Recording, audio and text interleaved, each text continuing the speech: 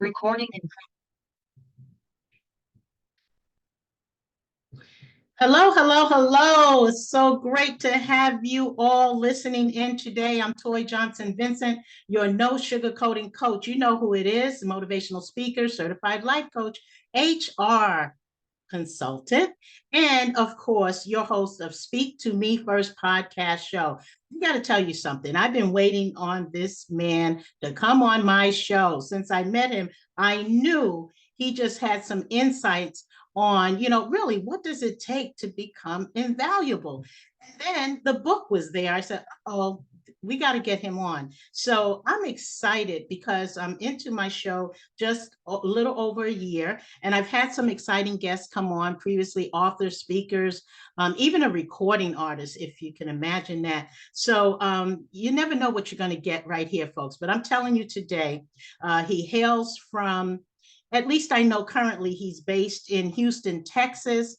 He and his family. He's also an alumni of the University of Penn. You know what that means. We got to talk about that.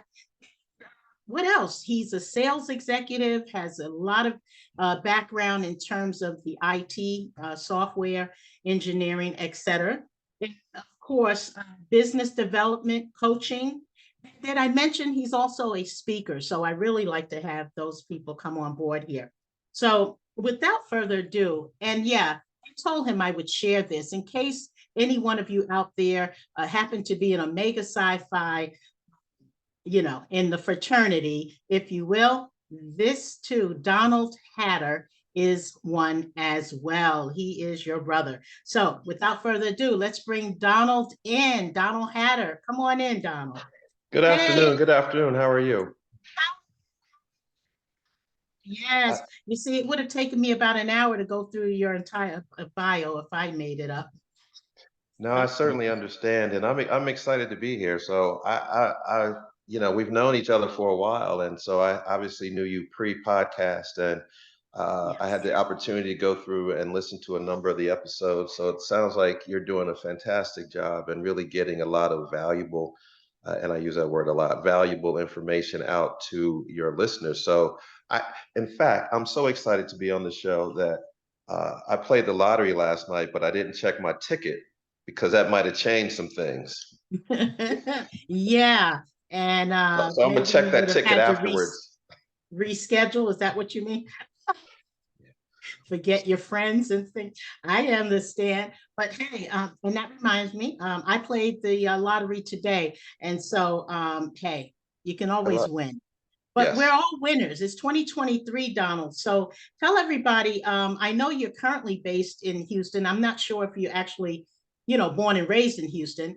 And then also just dive right in. Tell people, about your book and what don't we know about becoming invaluable? I think we get it wrong sometimes.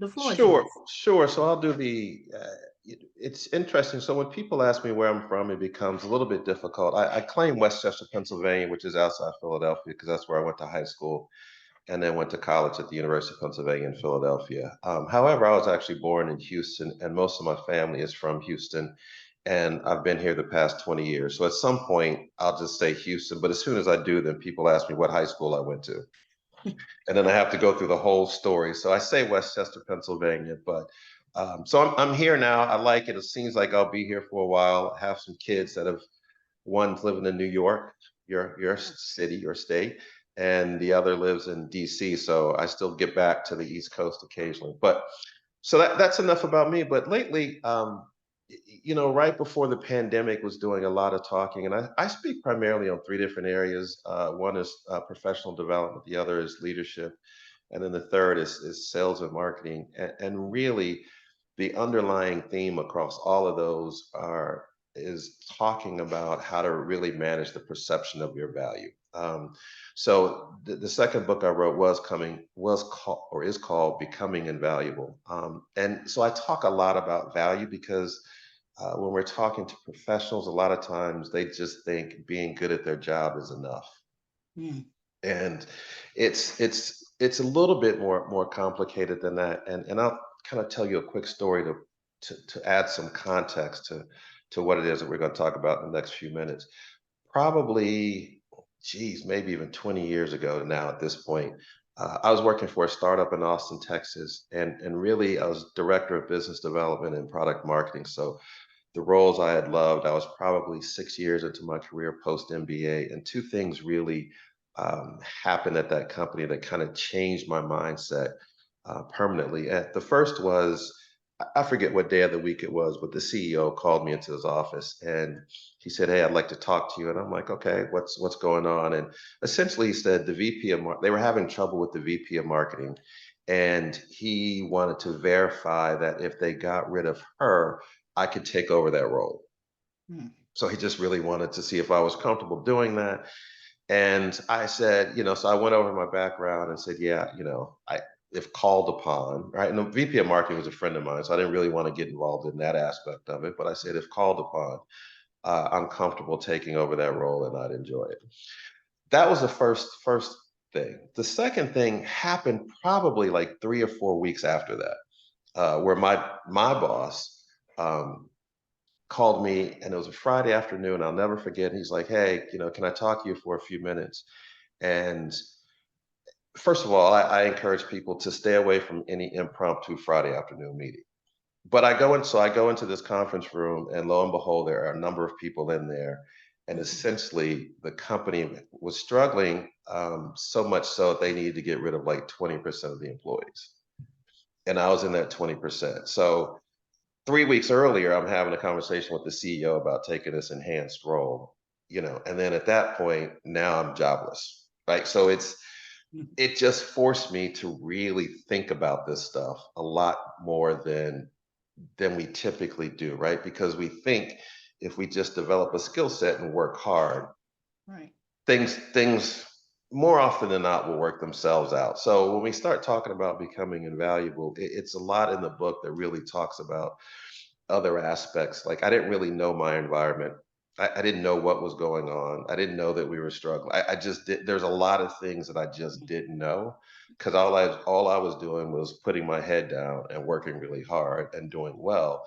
But it turns out it wasn't really my performance. It was we have to get rid of certain roles and we think we can get rid of that one is kind of how that thinking works. So a lot of times we get these reviews, and you know this, we get these reviews of our performance, Mhm.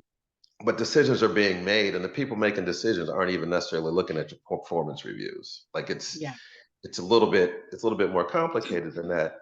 So anyway, I do a lot of talking about working with people to figure out things such as how can you put a dollar value, a dollar amount on the value you provide to the company. Now that becomes easier if you're a consultant because you can just look at how many hours you're billing, or Right. if you're in sales, you can look at how much revenue you're generating. But what do you do if you're in HR, for example? What do you do if you're an inspector on a factory floor? How do you do that? So Mhm. um, those are some of the things, like I said, I like talking about, just so that people will be more informed and literally be more successful and ideally um, become invaluable. Well, one of the things that you said with that, with your background, and you mentioned HR because that is my background, primary background. Everything else I merged together because number one, I remember being one of those people who pretty much my head was down. And I thought I was doing okay. And I mean, I really thought I was doing very well, to be honest with you, when I was in Boston, which is where I lived for many years, Massachusetts, in the financial industry. But what I found was that I happened to be the first one hired right as though they were laying off. So due to that merger, I said, well, I guess I'll work hard. They will never get rid of me because I just came on board, right? Again, you can be the best of the best, including working in HR and still be laid off and still think that you're okay. And I don't know about you, but I just found that people wait until they get a performance appraisal and it's scheduled. They literally are sitting there, someone else is telling them what they have done or haven't done, and then you haven't even done your own homework or capital YOU. So had you done that, you probably would see more dollars and cents. You would see more increased in terms of moving around in roles and things. There's nothing wrong with getting a lateral role, but I'm just saying that all of that to say, I get it, you know, so we all have to learn how to become more invaluable in any organization. Did you know the merger was coming Well, no, because let me just put it this before way. it was announced? Yeah. How I learned about it, and it's a lot. I've said this a lot, but I'm putting one sneaker on and I had the other one off. And because at that time I was commuting, you know, with the trains and everything in Boston, you know, I lived in Cambridge, where MIT, the famous MIT and everything, and Harvard. And then I was traveling to downtown Boston. But when I turned that TV on to look at the news every morning to get myself pumped up, it was my new job. I was ready. And that's where I learned of the merger before I even walked into the bank. Right. In HR, looking at everyone's face throughout orientation, trying to motivate them and saying how great this company will be to work. But I had to deal with that myself. Anyway, Yeah, I know. it's interesting because I know you have an HR background. I'm on a couple of boards, and one of them it's a nonprofit that's probably, I don't know, 40 to 50 million in revenue, so it's not tiny. And the committee I chair is the HR committee. And it's interesting. Like I said, we make decisions as board members, working with the executives all the time, and we don't really know. Now, I do put a greater emphasis on trying to get to know the people that we don't interact with. So the people that report to the people the board interacts with, just to get a better feel for what's going on in the organization. Because if you only hear from the VPs, like it's just one-sided. But the reason I brought all that up is, yeah, we're making decisions and we're not looking at performance reviews. Right. So I just like to hammer that point in, because a lot of people think, well, if I got a good performance review, I'm set. And it's just more complicated than that. It's more complicated. What could someone do? I want to get into a couple of things that they can do, like in different scenarios. For example, there's someone sitting in their role right now. They've been there for 5 or 6 years. And in my thought process is the reason why many people don't move up is because there's a few reasons. Number one, they may not have any interest in becoming management or going further as a leader in the organization. That's very possible. People sometimes just say, hey, I'm cool. I'm good right where I am. Just pay me. I'll go home. I'll show up. I'm a good employee. Then the other thing, what would you say to that type of employee versus the other one who's saying, look, I've been doing everything right and they still haven't promoted me. I don't know why. Can you just tell somebody, give us some No, insight so on that? so I'm gonna give you a 20-second story real quick. I was at a conference. I had just done a talk. This was a few years ago, and there was a woman, and she I'm gonna say she's at a university actually, and she had been there longer than 10 years. And she had that exact same, well, she actually didn't have a question, but she was talking about not being promoted. And it was like she had a coworker there that was acting like her hype man, right? Well, yeah, she's doing this, she's done that. And so at one point I was like, should I really speak my mind? And then I said, you know what, heck, I'm here. I'm just gonna go ahead and ask. So I asked her, I say, whatever her name was, I said, tell me who benefits from you getting promoted. She's like, me. So I say, well, can me promote you? Like if you're the only one that benefits from you getting promoted, there is a good chance you're not getting promoted. But to make it more broader and answer that question a different way, and really kind of to sum up what I talk about in the book. Now, the book gives you much more tactics and things of that nature about developing a strategic plan, et cetera, et cetera. So you can actually map this out for yourself. But from a high level, one guy asked me, he's like, how do you summarize all this in like one sentence? I'm like, first of all, summarize the book in one sentence is kind of difficult. But at any rate, what I tell people is figure out how to solve important problems for influential people. That is the best way to keep yourself protected. So what does that mean? You need the skill set in order to be able to solve problems, right? So you gotta kind of be good at what you're doing.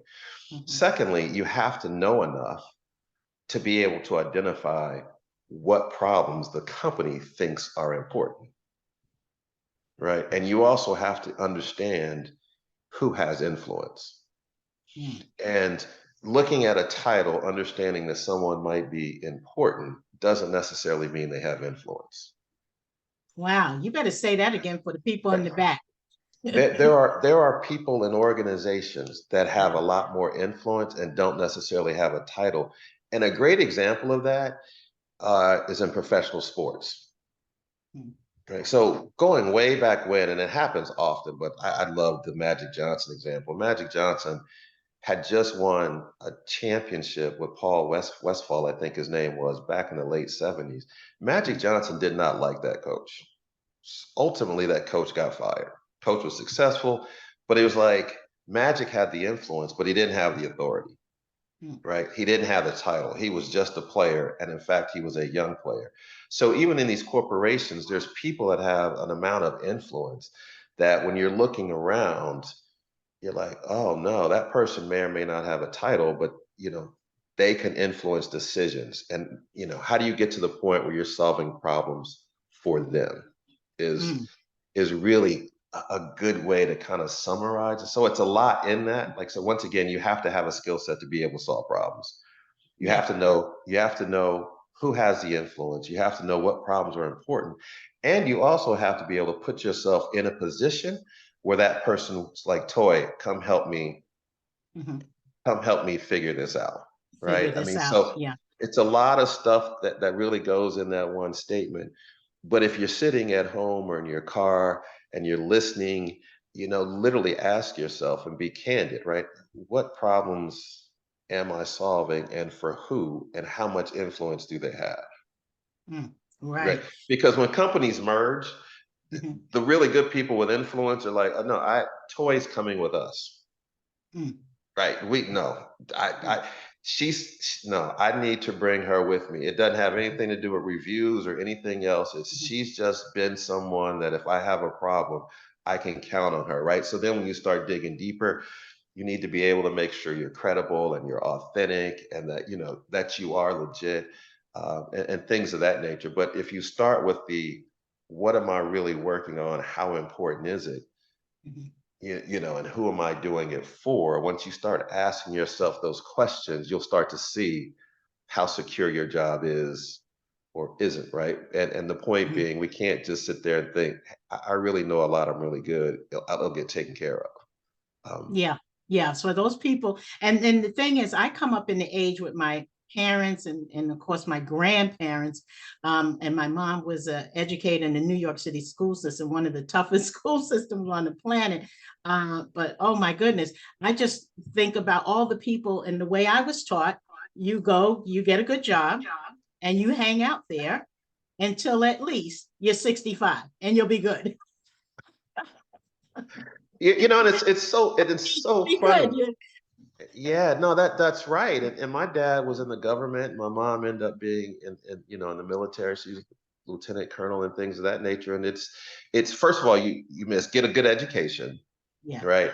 And then go get a job, work hard, keep your head down, do what you're supposed to do, and it'll all work out. Like my dad wanted me to go work in the government, like, and I started my career in DC, and he just didn't understand. I was like, yeah, that's not me. Now I have these two children that I was telling you about that are just working, and you just mentioned your parents saying, hey, go work 40 years.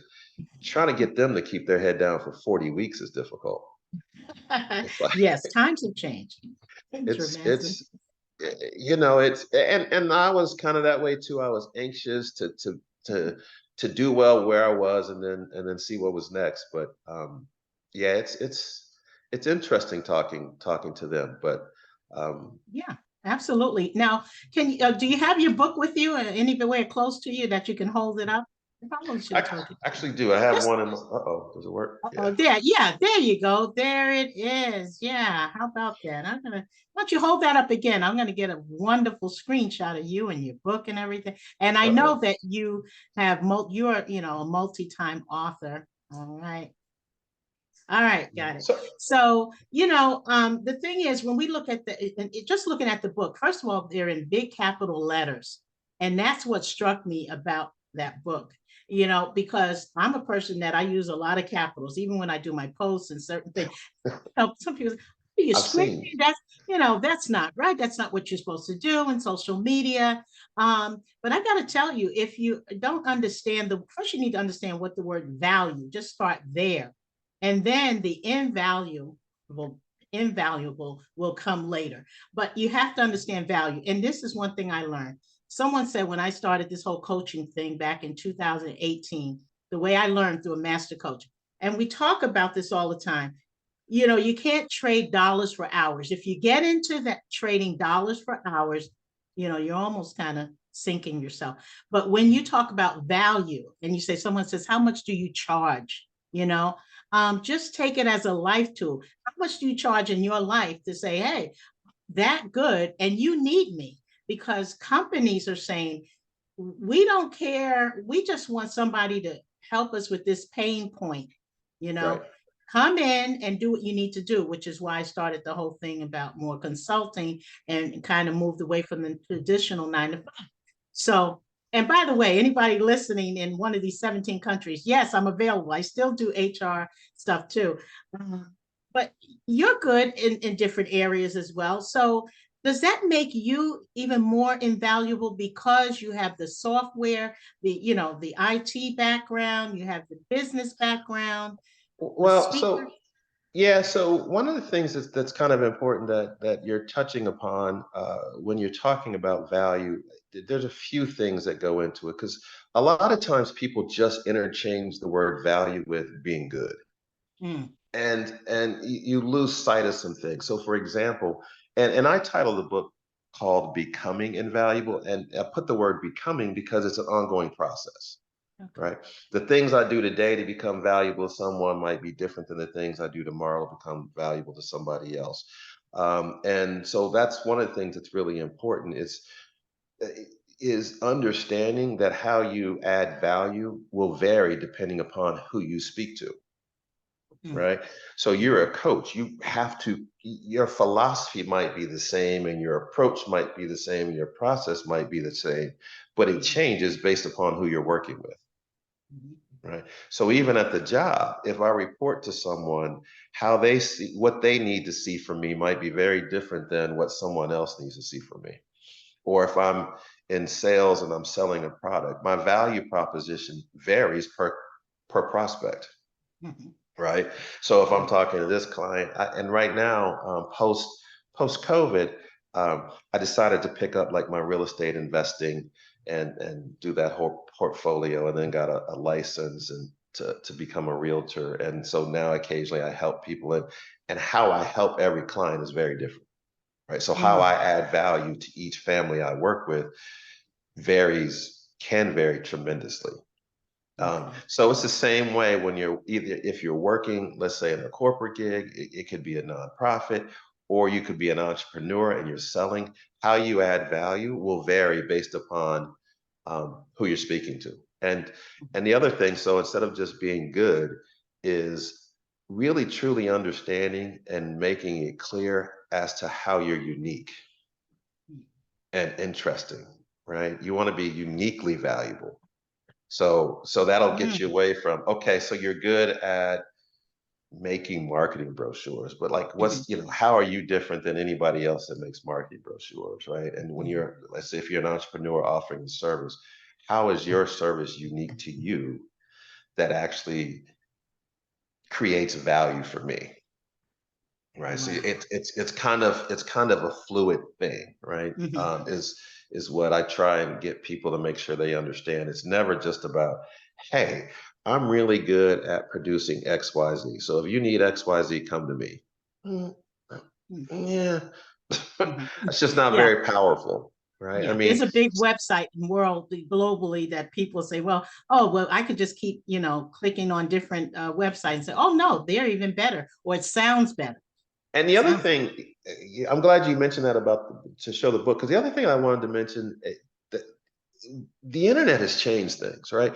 And it's hard for young people to hear something like that because they've had the internet their whole entire life, right? But for some of us that worked prior to Mhm, or bought services prior to the internet, it just made the world much more competitive. So literally, I went to a site, a .com site to get someone to design the front cover of my book, right? And I paid X amount of dollars. Wasn't a ton, but after 3 days, I had like 100 designs to choose from. 30 years ago, I couldn't do that, right? You literally had to get the yellow pages, flip through, pick a couple people, and go to whoever was the closest to you physically, and blah blah blah. So I say all that to say, with the world becoming much more competitive, the the need to really be uniquely valuable versus just valuable or just unique or just good, like you need the Mhm. combination if you're going to stay competitive, whether that be from a professional development perspective or a Mhm. business development perspective, right? I mean, it's like, yeah. And it's hard Wow. sometimes for people because they look at Mhm. someone being successful and say, hey, well, I could just go do that. And someone asked Yeah, me yesterday about being a social influencer and how all these social influencers make money. I'm like, no, not all of them. Like, not everyone, it, not it's all it's of them. it's 98% of the people that are trying to be social influencers aren't making money. Hmm.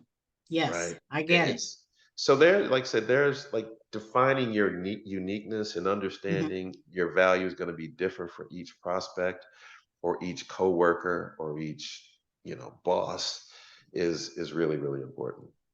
Well, two things I got out of that. If for all the listeners out there, I just want to say thank you very much for listening to Speak to Me First podcast show. I'm talking with Donald Hatter. That's right. And only Donald Hatter, based out of Houston. Yes, Texas is in the house today. And you got to get his book. That's number one, okay? Because you have two. He has two. But you know what? I'm thinking about a third book because titled, I don't know, uniquely valuable, perhaps. If not, maybe a conference and I will be the keynote speaker. I'm always thinking of stuff in my head, right? Yeah, we were supposed to be putting So the conference together. yeah, how about that? How about that? Yes, the uniquely valuable conference. Can you just really want to get like at least three tips right now that you think of that may work for not only the youth. If you can give me at least one for the youth, because I like to stand behind the youth, especially if you're raising. And then secondly, again, just two other tips for people who would say, let me understand this. When they get finished listening to you, what is some of the first things that they should do starting today? I tell people, don't wait. But what would you say? Three things, one for the youth, two for everybody else. So one for the youth is kind of, we touched upon it already, being uniquely interesting. And that goes really well, especially for people that are applying to schools. So a lot of times people want to sit there and say, okay, well, I have great grades. I want to be admitted. And schools are trying to figure out, okay, well, what are you really going to add to the campus? What makes you interesting? So I talk a lot about that when I'm talking to, especially because, I went to Penn and people are like, well, how do you get into Penn and stuff like that? So I end up having a lot of those types of conversations. But, you know, at how are you uniquely interesting? Because I don't think we talk much about being interesting, but I think that's important, Mm, while staying authentic, right? So don't try and be something or someone you're not. mm, The other thing as we move on that I think could be helpful for all of us, that I think I'm trying to write a little bit more about 2023, is self-awareness of lack of self-awareness. It's amazing, and all the research kind of will back this up. Most of us aren't very self-aware. And as it comes to speaking professionally, that's definitely the case. We all, right? So, because I talk about managing the perception of your values. So, you want to kind of know how people think of you, and it's really important. And one exercise I took from a friend of mine, that people can do when they finish listening to the podcast, is literally text 5 people. Don't put them on the same text message, and ask them what are the first 3 words they think of when they think about you. Ask 5 people that'll give you a candid opinion, and literally you can see what people think versus what you thought. right? If you send it to the right people, and you'll find out that, and it doesn't matter if they work with you or, church members or gym members or whatever, just that's um, one good exercise that I find really helpful. Yeah, well, I wrote it down because I'm going to do.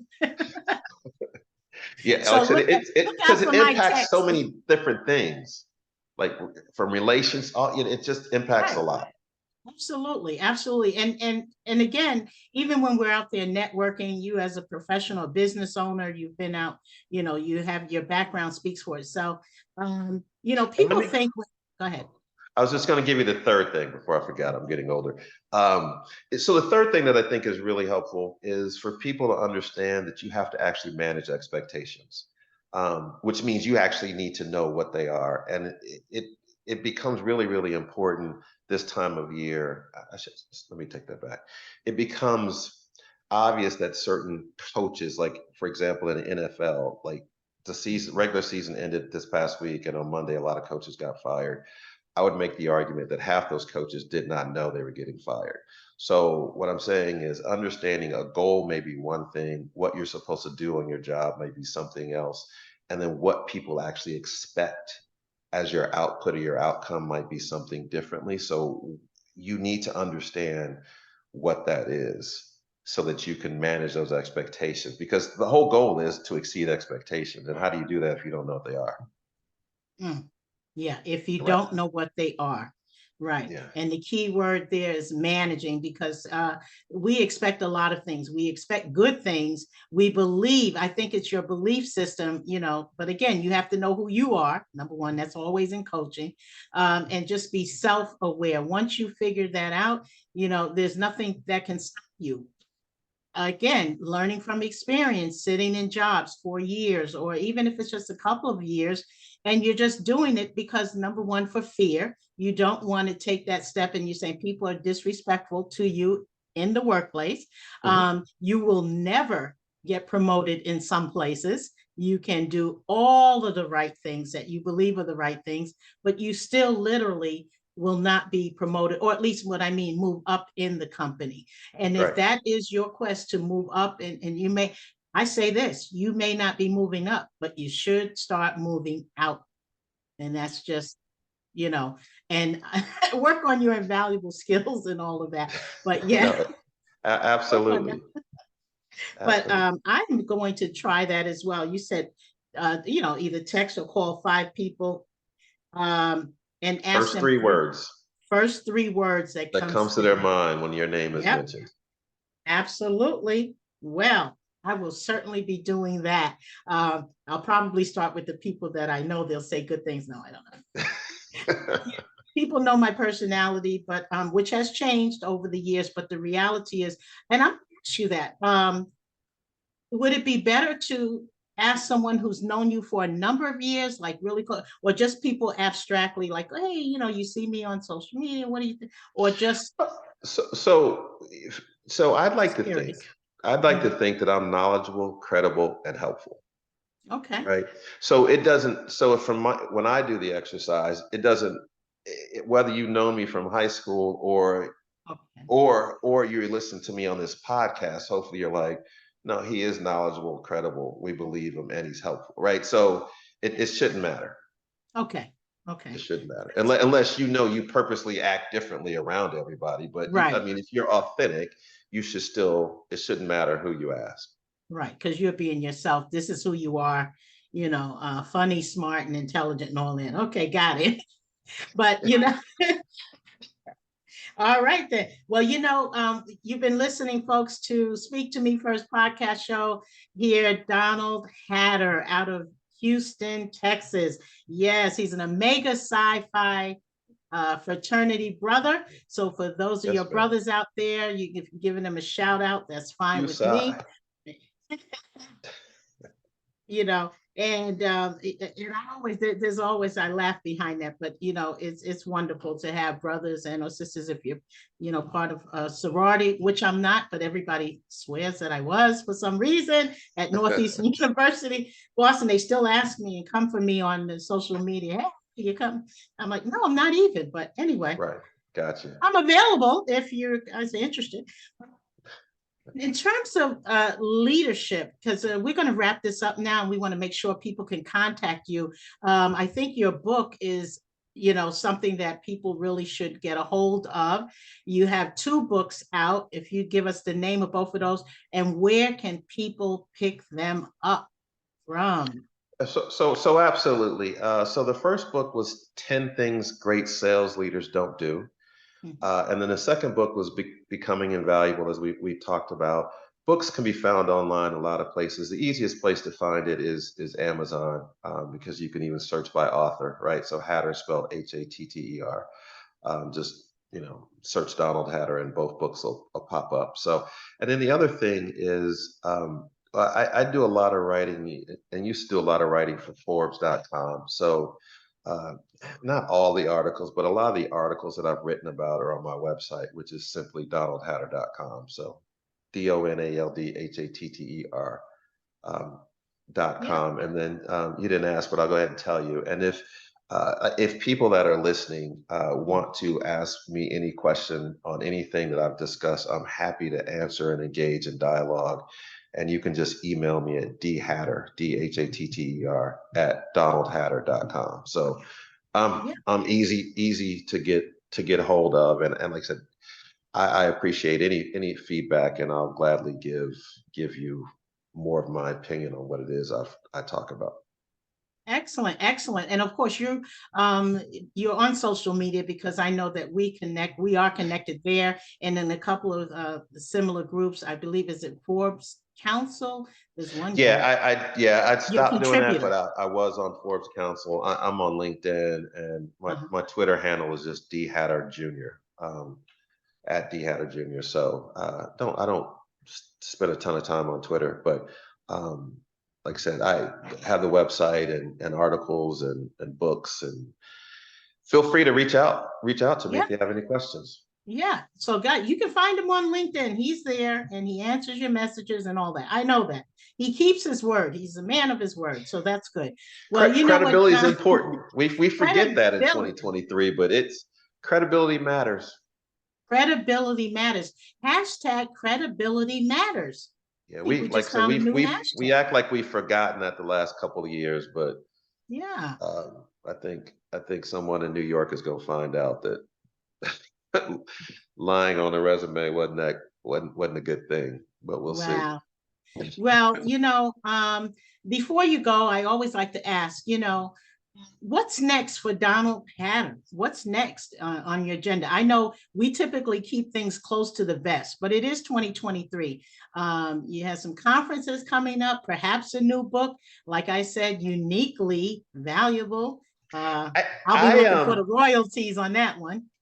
I'm still really deciding what's next. I've told myself I'm going to do more writing, um, and trying to prepare to do a TED Talk in 2023. So more of those details will be forthcoming. I was supposed to have put that together 2 years ago and still haven't done it. But so trying to put that together and really want to come up with a unique way to talk about self-awareness or lack of self-awareness as it relates to um, a lot of different things. But so that's kind of what I'm doing. I'll do some more writing and try and figure that out.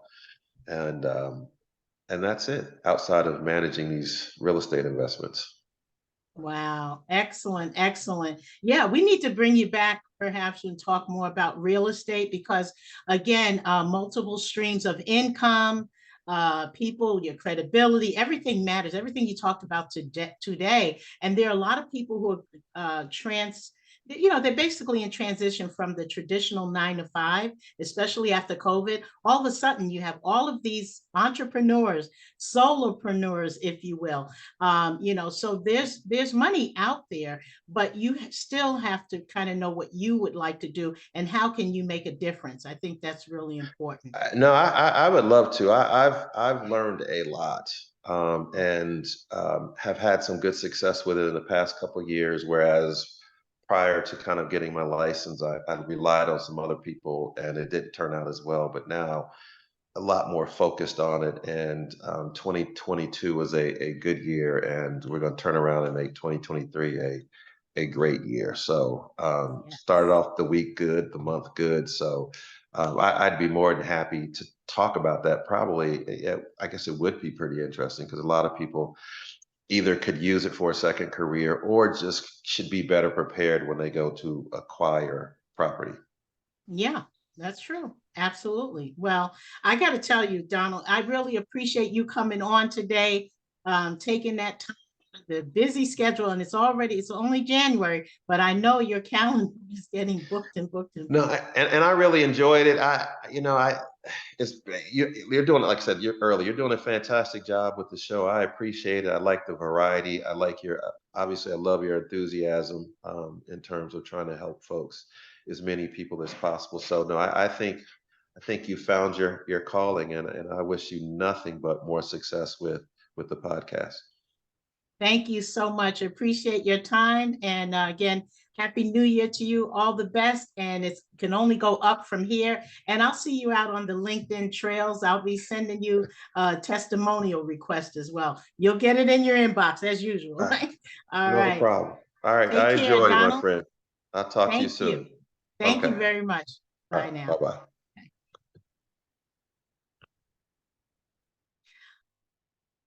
All right.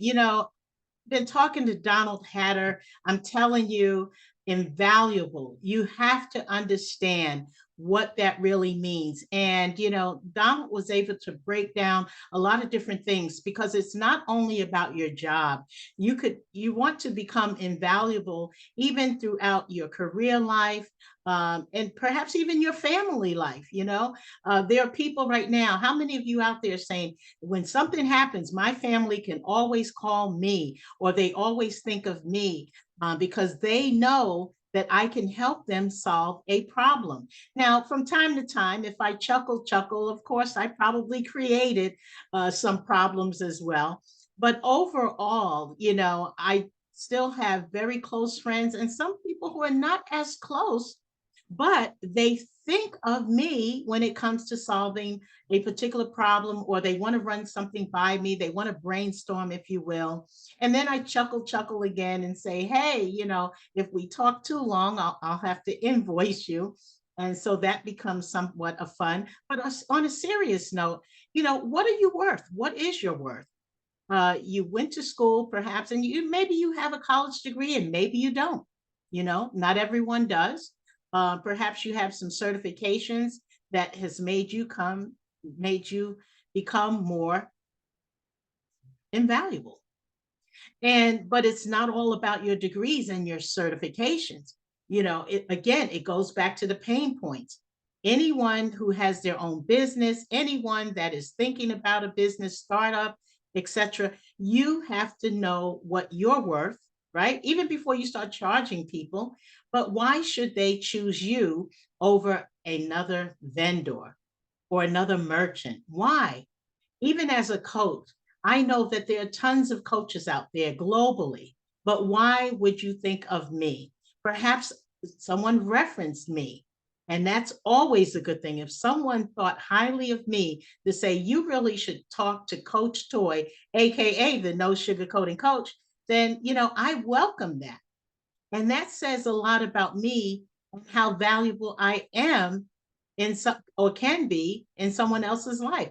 As a coach, I'm trying to help you transform from wherever you're coming from to get better, make the transformation at the end of the day. And so the pain point is for me to show you, not only tell you, but show you how and what I can or cannot do. And if I can't do it, then I go ahead and refer you to another coach. In fact, I may tell you, you don't actually need a coach. And I have said that to some people. You don't need a coach. You need X, Y, and Z. You need something different. So again, today with Donald as my guest, again, University of Penn, alumni, business development. He's also talking about real estate investment. That's what he's new on his list of things to do.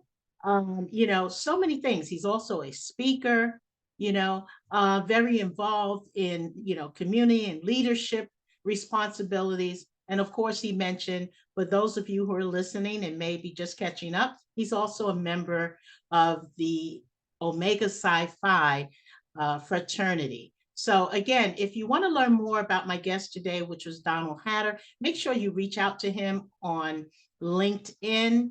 He may be on Facebook, but today we talked about him being on LinkedIn, a little bit on Twitter. You may want to message him and make sure you reference that you heard about his book. You heard what he said today. Perhaps you're interested in him coming to speak to your audience, etc. In the meantime, what I want to say is I too will also continue to try to become even more invaluable as I move through the trenches of my craft as a speaker, as an HR consultant, as a podcast host of Speak to Me First podcast show, as a trainer, both corporate and nonprofit. And I love to volunteer. So I want to put that out there. We are in January 2023. It's a new year. The possibilities are endless. Do not stop. Whatever 2022 brought, it's got to get better, and it will be better. You have to believe, you have to be aware, and you have to actually want something to change for the better. So with that said, I'd like to go ahead and just wish you all a happy new year, as well as a successful one, even more than it was in previous years. To learn more about me and how I may be able to help your audience, you want me to speak both virtually or in person, make sure you check out my website at TJV Empowers You, the letter U.com. Again, TJV Empowers You, the letter U.com. Of course, my show, Speak to Me First podcast show. Make sure you like, share, and subscribe to this show. I'm telling you, you never know who's going to be my guest. My guest list right now is open, and I just want you to know, if you are interested in being a guest, you have a story of resilience, perhaps you have a book, you're an accomplished author or speaker or an entrepreneur, a solopreneur, if you will. You're your own team. You're the only one who does everything. How about that, right? So if you have an interest in sharing some information and being my guest, feel free to go ahead and check out my website, TJV Empowers You, the letter U.com, or perhaps you can message me through the podcast. You can find your podcast anywhere, Anchor FM, Spotify, Google Cast, wherever you get your podcast from. And check me out on LinkedIn. You can message me there, Toye Johnson-Vincent, again, Toye Johnson hyphenated Vincent. I'm on LinkedIn. Check out my YouTube channel, Toye Johnson-Vincent, motivational speaker. Make sure you like, share, and subscribe. Until my next guest arrives, which may be you, I want to leave you with this, as I do when I end all of my broadcasts. Success is in your future.